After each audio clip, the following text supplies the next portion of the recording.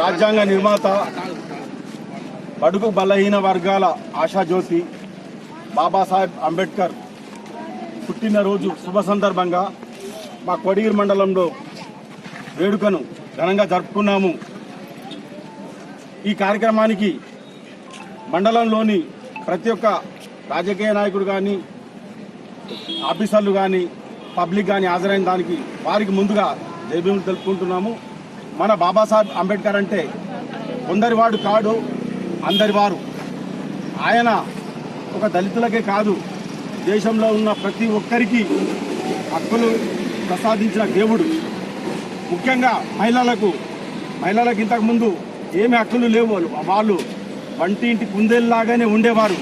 వాళ్ళ కోసం పోరాడి ఆ మహిళా సాధికారిక బిల్లు పెట్టినప్పుడు మన కొందరు ఎంపీలు ఒప్పుకోకపోతే తన న్యాయశాఖ మంత్రి పదవికి రాజీనామా చేస్తానని భీష్మించుకు కూర్చున్నాడు. దానికి మన నెహ్రూ గారు సమ్మతించి ఆ మహిళలకు హక్కుల కోసం బిల్లు పాస్ చేయించినారు. ఆయన మన భారతదేశానికి ఒక ఆర్థిక స్వావలంబన చేయడానికి మన ఆర్బీఐ, రిజర్వ్ బ్యాంక్ ఆఫ్ ఇండియాను కూడా స్థాపించారు. ఇంతకుముందు బ్రిటిష్ కార్పొరేషన్ బ్యాంక్ అనే ఉండేది. మరి మన ఆర్థిక స్వావలంబనం కోసం రిజర్వ్ బ్యాంకును కూడా ఆయన ప్రారంభించారు. మరియు కార్మికుల కోసం అప్పుడు వాళ్ళను బానిసలుగా పనిచేసుకునేవారు. మరి ఆయన 9 గంటల సమయం కేటాయించి వారికి పని భారాన్ని తగ్గించిన దేవుడు. ఒక్కటే కాదు, ఈ భారతదేశంలో మనకు రాజ్యాంగం అనేది లేకుండా బ్రిటిష్ వాళ్ళు వెళ్ళిన తర్వాత మన గాంధీ, నెహ్రూ, కాంగ్రెస్ నాయకులందరూ మా దేశానికి రాజ్యాంగం రాయాలని ఇతర దేశాల మేధావులను కోరినారు. కానీ వాళ్ళు మీ భారతదేశంలోనే ఒక గొప్ప ప్రపంచ మేధావి బాబాసాహెబ్ అంబేద్కర్ గారు ఉన్నారు.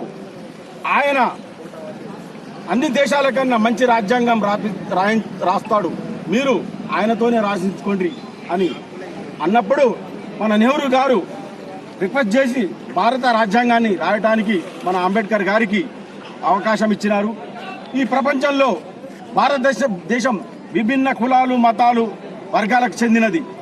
ఒక దేశంలో ఇంగ్లాండ్లో క్రిస్టియన్ మతం ఉంటే మన అరబ్ కంట్రీస్లో ముస్లిం మతం ఉన్నది మరియు బౌద్ధ మతం ఉన్నది. కానీ మన భారతదేశంలో ఎన్నో మతాలు, ఎన్నో కులాలు ఉన్నాయి.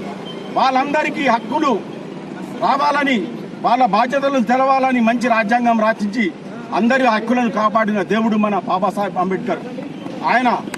ఆయన ఒక్కరికే కాదు, అందరికీ కూడా దేవుడు. మనమందరం ఆయనను ఎప్పుడు స్మరించుకుందాం, మన రాజ్యాంగం రక్షించుకుందాం.